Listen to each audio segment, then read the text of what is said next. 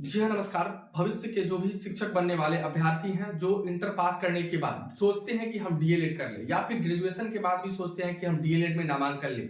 तो अगर आपका सपना है बिहार में शिक्षक बनना या फिर पूरे अदर स्टेट में शिक्षक बनना, तो आप अगर प्राइमरी का शिक्षक बनने के लिए आए हैं तो आप जो है वह डीएलएड करें। ठीक है, डिप्लोमा इन एलिमेंट्री एजुकेशन, जो कि बिहार में जो है इसके लिए पहले ऑनलाइन फॉर्म फिलअप करना होता है, एंट्रेंस एग्जामिनेशन देना पड़ता है और वो एंट्रेंस एग्जामिनेशन को पास करने के बाद आपको जो है वो गवर्नमेंट कॉलेज में एडमिशन होता है और या फिर प्राइवेट कॉलेज में एडमिशन होता है और उसके बाद आप कोर्स करके जो है वो सीटेट पास करके आप बीपीएससी एग्जामिनेशन दे करके और बिहार में शिक्षक बन सकते हैं। अदर स्टेट में टीचर बनने के लिए ये आपकी योग्यता होनी चाहिए। तो जिस योग्यता का नाम है डिप्लोमा इन एलिमेंट्री एजुकेशन यानी कि डीएलएड, और डीएलएड 2024 और 26 सेशन में करने के लिए आप अगर बिहार से हैं तो आप लोगों का जो एलिजिबिलिटी होना चाहिए वो क्या होना चाहिए और कम से कम एज कितना होना चाहिए और ज्यादा से ज्यादा एज कितना होना चाहिए और कौन कौन सा डॉक्यूमेंट आपको रेडी रखना है कि 2024 का जैसे ही ऑनलाइन फॉर्म फिलअप होना शुरू होगा आप लोगों को इस चैनल के माध्यम से बता दिया जाएगा, क्योंकि यहाँ से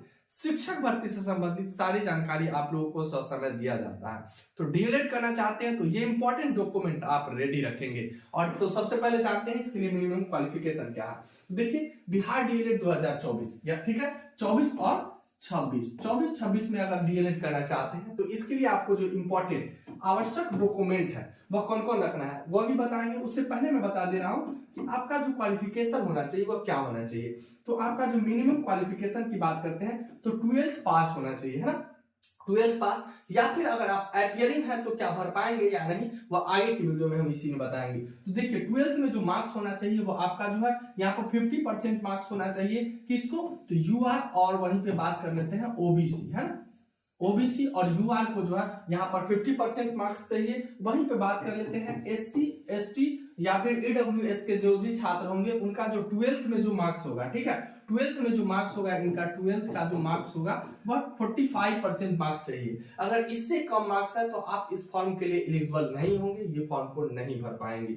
ये आपको लोगों को जानकारी समझ में आ गया होगा। अगर जानकारी समझ में आ गया है तो वीडियो को जरूर लाइक कीजिएगा। ठीक है, अब हम चलते हैं, इसके बाद आगे बढ़ते हैं। देखिए यहाँ पर जो बताया गया है ये नोट जो है वो काफी इंपॉर्टेंट है। यहाँ पर देखिएगा ये नोट जो बताया गया है, इस नोट में दूसरा कलर ले लेते हैं। ये नोट में बताया गया है कि अपियरिंग 12th एग्जाम 2024, ठीक है, अपियरिंग 12th एग्जाम 2024 जो है ये एग्जामिनेशन को आप अगर दे रहे हैं तो आप भी ये फॉर्म को फिलअप कर सकते हैं और उसके बाद आपका रिजल्ट जो है वो आना चाहिए। ये देख लीजिए यहाँ पर कि 50% अगर जनरल और ओबीसी में है, तो अगर एससी एसटी ईडब्ल्यूएस में है तो यहाँ पर आपका 45% आपका मार्क्स आना चाहिए, तभी आप जो है इसके लिए एलिजिबल होंगे। ठीक है, अब हम बात कर लेते हैं इसके लिए जो इंपॉर्टेंट डॉक्यूमेंट है। ये सारा डॉक्यूमेंट आपको जो है रेडी रख लेना है अभी से ही।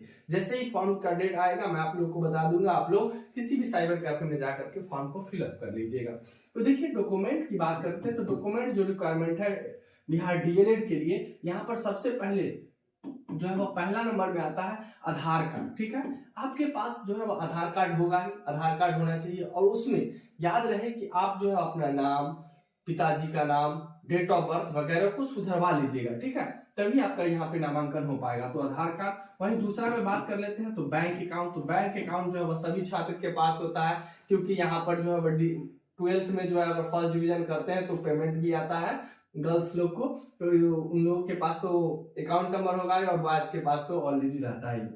वहीं तीसरा में बात कर लेते हैं, यहाँ पर जो है वो देखिए रेसिडेंशियल सर्टिफिकेट आपके पास होना चाहिए। वहीं इसके बाद बात करते हैं कि आपका जो है कास्ट सर्टिफिकेट होना चाहिए, है ना। रेसिडेंशियल के बाद कास्ट होना अनिवार्य है, जिसे जाति प्रमाण पत्र बोलते हैं, और रेसिडेंशियल को जो है वो निवास प्रमाण पत्र बोलते हैं। समझ में आ रहा होगा, स्पष्ट है। अब चलिए अब हम कास्ट के बाद देखते हैं कि और हमारे पास क्या क्या सर्टिफिकेट जो है वो होना चाहिए। तो देखिए इसके बाद जो है वो 12th का जो है वो मार्कशीट आपके पास होना चाहिए। पहले सबसे पहले 10th का होना चाहिए, 10th का मार्कशीट और उसका डिग्री सर्टिफिकेट, ठीक है, जो आप लोगों के स्कूल में आ गया होगा वहां से ले लीजिएगा। उसके बाद जो है 12th का जो है वो आपके पास मार्कशीट, यानी कि अपियरिंग है तो आपके पास मार्कशीट नहीं होगा, लेकिन रिजल्ट आ जाएगा काउंसलिंग के वक्त तो आपके पास ऑनलाइन मार्कशीट हो जाएगा और एडमिशन के समय तक आपके कॉलेज में जो ओरिजिनल मार्कशीट भी आ जाएगा। तो आपके पास ऑनलाइन भी मार्कशीट है तो अभी आपका काम चलेगा। उसके बाद उसी के साथ जो है धीरे धीरे डिग्री भी आ जाएगा, वो आप लगा दीजिएगा यहाँ पर। यहाँ पर उसके बाद देखिए आपके पास mobile number, photo, email, signature, तो ये तो कंपलसरी, ये तो सबके पास होता है, इस पे ज्यादा ध्यान नहीं देना है। कुछ इंपॉर्टेंट बात है, देखिए यहाँ पर नोट में बताया गया कि 1 जनवरी 2024 को जो है वह आपका एज जो है हम बात करते हैं तो वो 17 साल से लेकर के और 40 वर्ष तक ही होना चाहिए। 17 से 40 के बीच में है तभी आप बिहार से डीएलएड करने के लिए एलिजिबल होंगे, और बिहार डीएलएड एंट्रेंस एग्जामिनेशन 2024 में आप जो है फॉर्म फिलअप करके और वह एंट्रेंस एग्जाम में बैठ सकते हैं, जिसके लिए एज आपका 17 से 40 वर्ष होना चाहिए। तो जो भी आधार कार्ड वगैरह है वो सारा चीज को सुधरवा लीजिए, ठीक करवा लीजिए, और आप बिहार डीएलएड एंट्रेंस एग्जामिनेशन में बैठिए और उसको क्वालिफाई कैसे करना है, कैसे आप उसको पास करेंगे, मैं आप लोगों को बताऊंगा। बस आप लोग चैनल से जुड़े रहें, फिर मिलता हूं आगे, तब तक के लिए जय हिंद, जय भारत।